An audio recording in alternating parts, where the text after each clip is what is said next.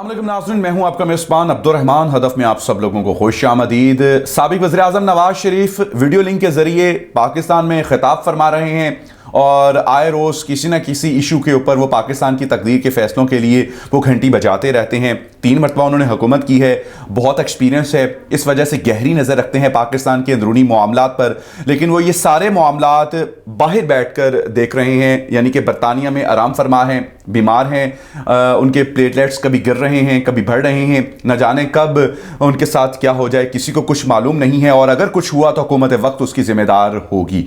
लेकिन इन तमाम तर चीज़ों के बावजूद जो सबसे बड़ी कुर्बानी दे रहे हैं वो पाकिस्तान की जो तकदीर है, पाकिस्तान की आवाम की जो परेशानियां हैं, और साथ साथ जो उनके ज़िंदगी के ज़ाती मामलात हैं उनके ऊपर भी बड़ी गहरी नज़र रखे हुए हैं। सबसे पहले उन्होंने वीडियो लिंक में बात की 2018 के इलेक्शन में धांधली के हवाले से, रिकॉर्ड धांधली हुई। उसके बाद सेनेट इलेक्शन के बाद वज़ीर आज़म इमरान खान ने अदम एतमाद के वोट का ऐलान किया, उसके बारे में बात की। फिर साथ साथ कराची में जलसा किया गया था, मरियम नवाज साहबा को होटल के कमरे से निकाला गया, दरवाज़ा तोड़ दिया गया था, चादर और चार दीवारी के तकद्दुस को पामाल किया गया था। फिर उन्होंने बात की डस्का इलेक्शन के हवाले से। उसके साथ साथ जो सबसे इंपॉर्टेंट बात थी, सारी बातें तो पुरानी थी, लेकिन जो सबसे इंपॉर्टेंट बात थी, मरियम नवाज साहबा को कुचल दिया जाएगा अगर उन्होंने वोट को इज्जत दो को जो नारा है उसको ना रोका, यानी कि वो इसमें जंग लड़ रही हैं पाकिस्तान की बका की।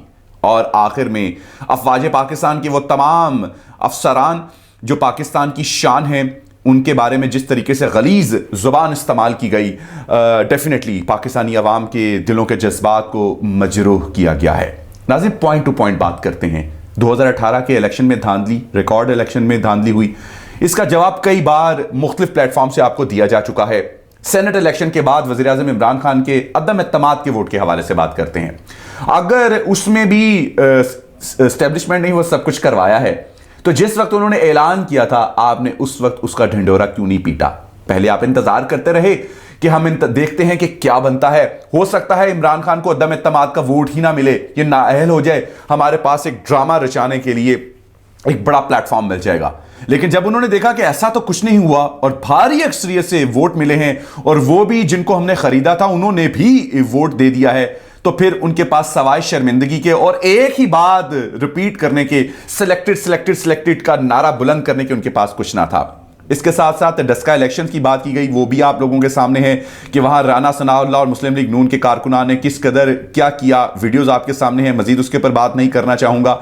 मरियम नवाज साहबा को होटल के कमरे से निकाला गया दरवाज़ा तोड़कर। जादू का होटल था, और अगर उस होटल की कोई भी चीज़ ख़राब हो जाए तो वो खुद ब खुद ठीक हो जाती है, इसी वजह से वो वहाँ आराम फरमाती जलसे के बाद। नाज़रीन, किसी मीडिया चैनल में वो टूटा हुआ दरवाज़ा हमने देखा नहीं है, इसीलिए मैंने जादू का होटल उसको करार दिया है, क्योंकि ऐसी चीज़ें जादुई ही होती हैं कि अगर खुद ब खुद वो ठीक हो जाएं, और जिस चीज़ को तोड़ दिया गया हो या रातों रात 5-10 मिनट में 1 घंटे में वो साथ लेकर आए हुए थे ठीक दरवाज़ा, वो वहीं फिट किया और सेम उस जैसा, और वो चले गए। वोट की बका की जंग लड़ रही हैं और कुचल दिया जाएगा।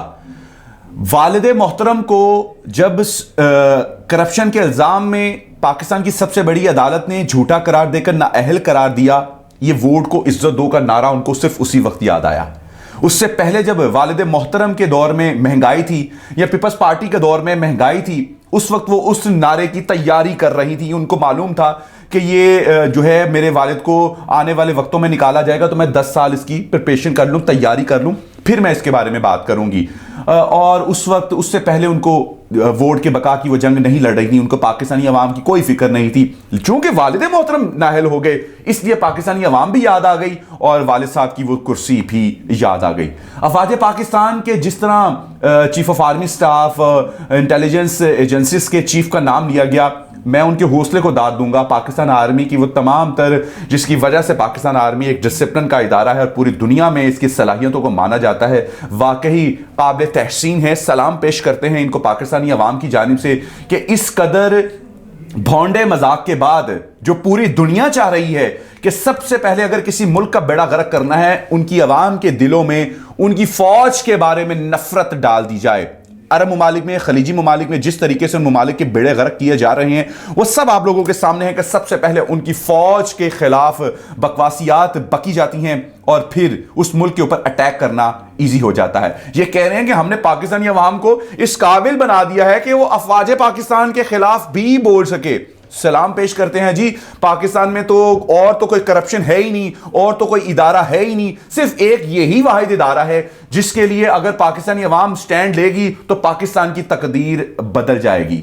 नाज़रीन, फैसला आप कीजिएगा, ये कितना ठीक है, कितना दुरुस्त है।